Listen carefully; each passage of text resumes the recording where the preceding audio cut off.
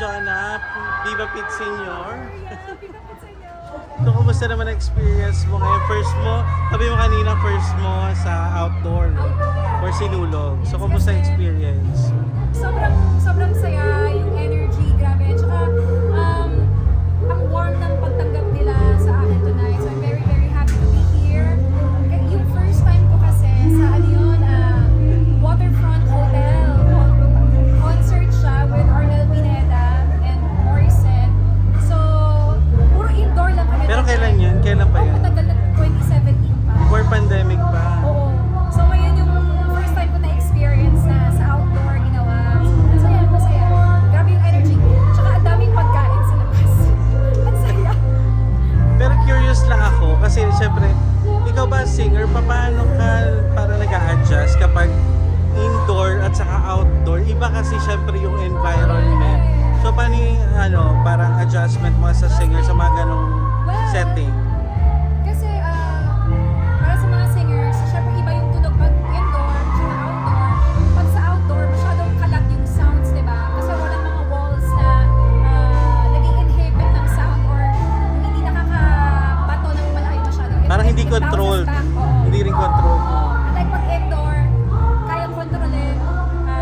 Kumbaga, acoustically treated, yung mga normally, yung mga concert venues na gano'n. So, siguro, basta ang i-request ko lang sa mga audio engineers natin is as long as naririnig ko ng maayos yung vocals ko sa floor monitor, saka sa house. Kumbaga, ang preference ko is 60% mas malakas yung vocals, tapos 40% yung music.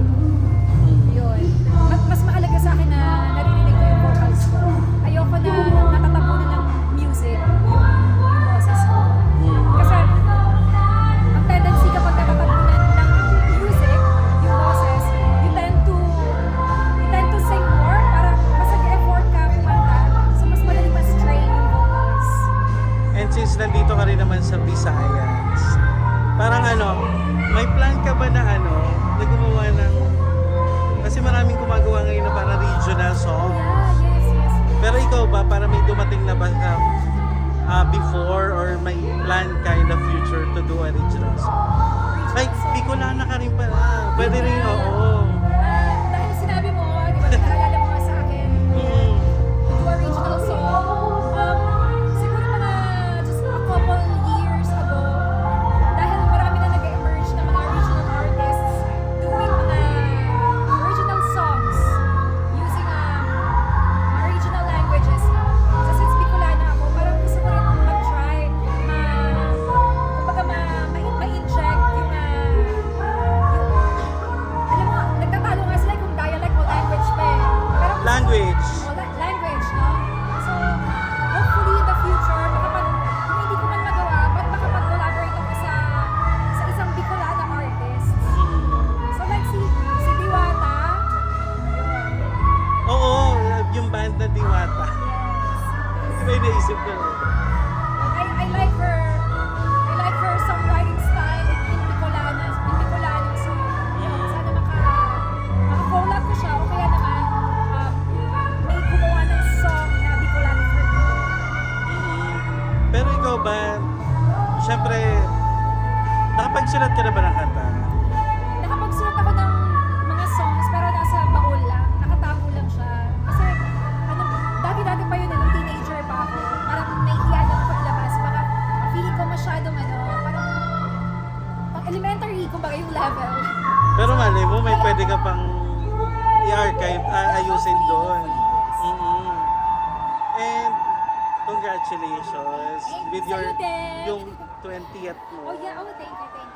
Supposedly nandun ako pero mga pinsan ko yung pumunta. Oh. And it was great. Sana nakapanood ka. Nasa ibang lugar ako. Congratulations. Grabe no, layo na.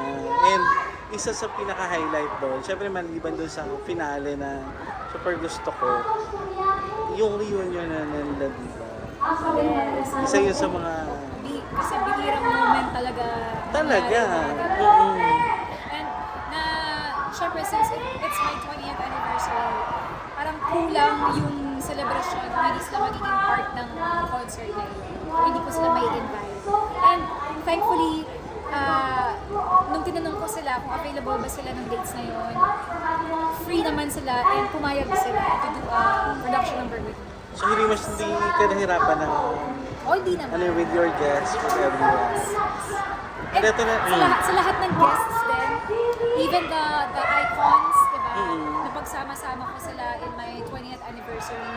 Sayang nga kasi si Tito Gary Valenciano nasa US siya that time. So yun, nag-conflict lang sa schedule. But I really love for all of them sana na ano ko sila, napagsama-sama. and syempre, kaka-start lang ng year. Do you have any plans na pwedeng i-share sa amin for 2026? Actually, medyo marami akong gustong gawin this year at sa mga susunod na taon. Siyempre, to just continue doing mga major concerts, mga shows. Pero, syempre, titingnan pa natin kung ano yung parang magiging schedule for this year. Kasi meron ng mga inquiries to, like ito nga, may Valentine's show kaming gagawin. Feb 14 with Yes, Martin. with ang dami nyo doon. Jed, Clarice, Sofronio. Tapos, may mga inquiries na din for out-of-country shows ngayong paparating na summer. So, yun. Kaya, tinatansya pa namin kung kailan kami pwedeng magsagawa ng major concert ulit. But hopefully, makapaglabas na naman ako ng original song ulit. And more than a singer, kilala ka rin as parang cat whisperer. Ilan na ba yung mga alaga mo ngayon? Well, hindi ko sila talaga eksakto binibilang. Parang nung last na pumunta ko sa inyo, nasa 30 plus lang yun. Talaga ba? 30 plus Oo. lang ba yun? Ngayon nasa Dami na. more or less 17, no? Mas marami yung cats kaysa sa mga dogs. Kasi mas madaling alagaan yung cats kaysa sa mga dogs. Parang mas independent kasi yung cats. Bigyan mo lang sila ng food and water and litter box or pwede nilang marilisan, madumihan, okay na sila. Unlike yung dogs, kailangan mo talaga silang i-groom every now and then. Tapos talagang kailangan mo silang i-walk, palakarin to release their energy. And syempre, since nandito rin naman tayo sa Sinulog, more than performing, yung mga celebrities kasi dito, may parang devotion din. So ikaw ba, what's your personal devotion?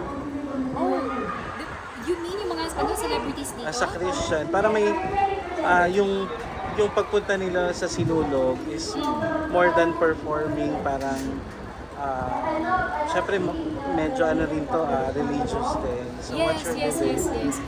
devotion personally? Well, siguro yung ko muna, yung take sa celebration, ang gusto ko lang i-remind sa mga tao na when we're celebrating yung mga ganitong festivities na nakakonect sa mga religious beliefs natin, wag natin kalimutan yung root or yung pinaka-core ng celebration. Kung more than the kasiyahan, yung mga fireworks, mga ingay, mga sayaw and costumes, dapat bumalik pa rin tayo sa pinaka-core ng celebration, which